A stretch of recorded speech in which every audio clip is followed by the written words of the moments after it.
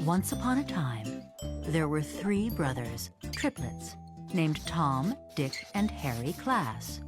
They were raised in the same home with the same parents, had the same IQ, same skills, and same opportunities. Each was married and had 2 children. They were all carpenters making $25 per hour. While they were very similar in all these respects, they had different priorities. For example, Tom chose to work 20 hours per week, while his brother Dick worked 40 hours, and Harry 60. It should also be noted that Harry's wife worked full-time as an office manager for a salary of $50,000. Dick's wife sold real estate part-time 10 hours a week and made $25,000 per year. Tom's wife did not work.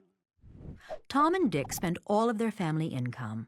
Since they paid into Social Security, they figured they didn't need to save for retirement.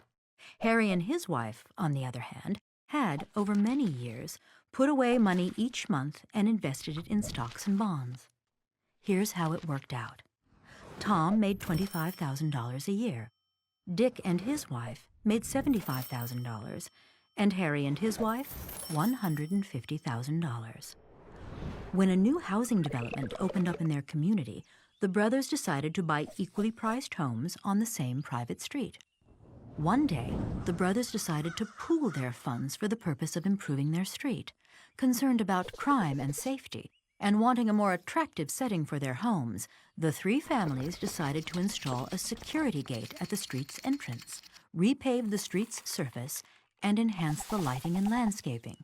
The work was done for a total cost of $30,000. Harry assumed they would divide the bill 3 ways, each brother paying $10,000. But Tom and Dick objected.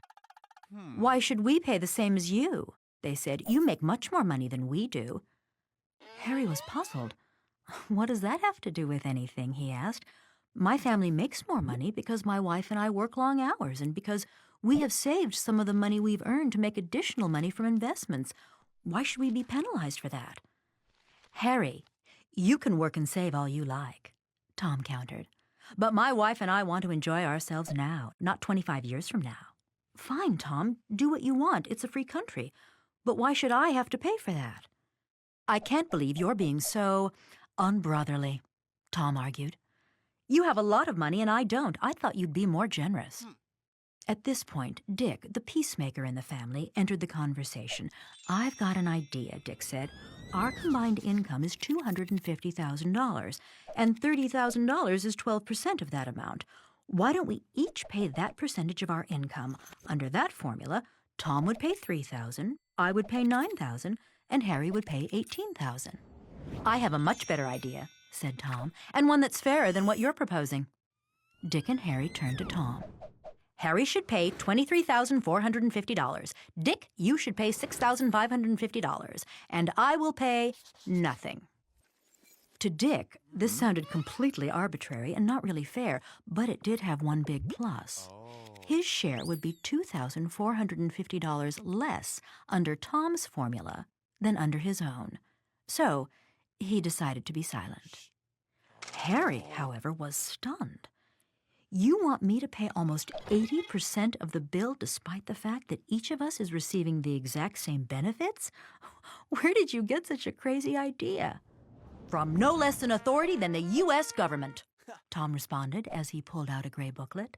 "It's all right here in the IRS tax tables. This is the progressive income tax system all U.S. taxpayers live under, and I don't see why we should be any different. In fact, I believe all future improvements should be paid in this way." "Works for me," said Dick. So, by a vote of 2 to 1, the cost of the street improvements was divided as Tom had proposed, even though they benefited equally, and even though the reason Harry had more money was that he and his wife had worked many more hours than his brothers and their wives, and had saved some of what they had earned, instead of spending it all. Tom and Dick lived happily ever after with their new arrangement. Harry grumbled a lot, but whenever he complained, his brothers called him greedy and selfish. The end.